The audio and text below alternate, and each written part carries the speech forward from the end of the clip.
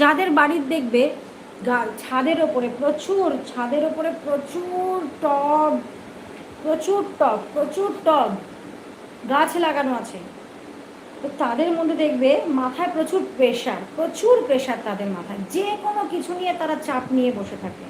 কেন? বাড়ির ছাদ হচ্ছে রাহুর মানে মাথা, বাড়ির ছাদই তো একটা মাথা হয়, আমাদের রাহুর মাথা আছে। তো এই যে মাথায় যারা বেশি লোড নিয়ে নিচ্ছে, অটোমেটিকলি মানে ছাদে যাদের প্রচুর গাছ আছে, বা গাছ, শুধু গাছ বলবো কেন, অনেকে গাছ রাখে, বালি, সিমেন্ট, কাঠ, ভাঙা চোরা জিনিসপত্র, অ্যাডভেস্টার, হ্যাঁ না তা না, দুনিয়ার কিছু নিয়ে ছাদে রেখে দিচ্ছে। ছাদে রেখে দিচ্ছে মানেই কিন্তু তারা নিজের মাথায় নিজের লোড নিয়ে নিচ্ছে, চাপ নিয়ে নিচ্ছে, চিন্তা, প্রেশার নিয়ে নিচ্ছে।